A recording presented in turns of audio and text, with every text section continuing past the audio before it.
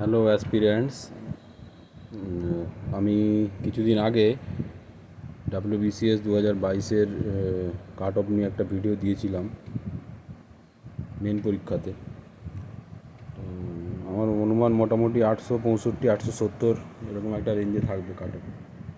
তো বলা সম্ভব নয় অ্যাকুরেটলি, কিন্তু তাও একটা ক্যালকুলেশন থেকে লাস্ট কয়েক বছরের অভিজ্ঞতা থেকে আমার মনে হয়েছে যে 870-এর আশেপাশে থাকতে পারে কাট অফ।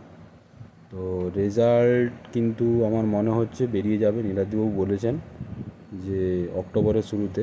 তো আজকে আর কালকে এই দুটো দিনেই মনে হচ্ছে রেজাল্ট বেরোনোর চান্স খুব বেশি, এবং পুজোর ছুটির পরে ইন্টারভিউটা শুরু হবে। ইন্টারভিউ শিডিউল হয়তো দিয়ে দেবে, তারপর লক্ষ্মী পুজোর পর থেকে যে সামনে 2 সপ্তাহ ছুটি আছে, 2.5 সপ্তাহ ছুটি আছে, হ্যাঁ, তো তারপর থেকে ইন্টারভিউটা শুরু হবে বলে মনে হয়। এবারে কিছু ভেরিফিকেশান থাকবে, তারপরও হতে পারে আরও 1 বছর এক উইক গ্যাপ দিয়ে হতে পারে।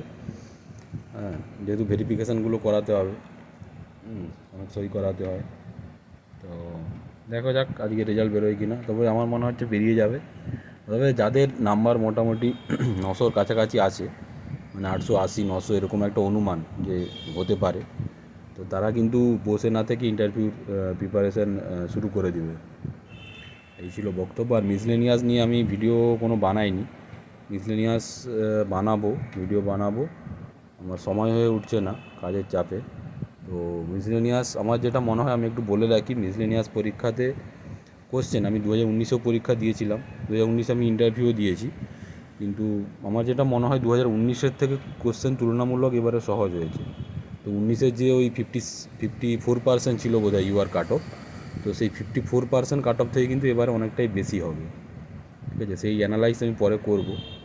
তো মোটামুটি আমার যেটা মনে হয় কাট অফ মিসলেনিয়াসে এবারে একটু বেশি যাবে আগের থেকে, একটু নয় অনেকটাই বেশি যাবে। আর বিসিএসের রেজাল্ট মোটামুটি আজকেই ধরা যায়, আজকে বিকালে বা কালকে বিকালে মোটামুটি এসে যাবে বলে আমার অনুমান।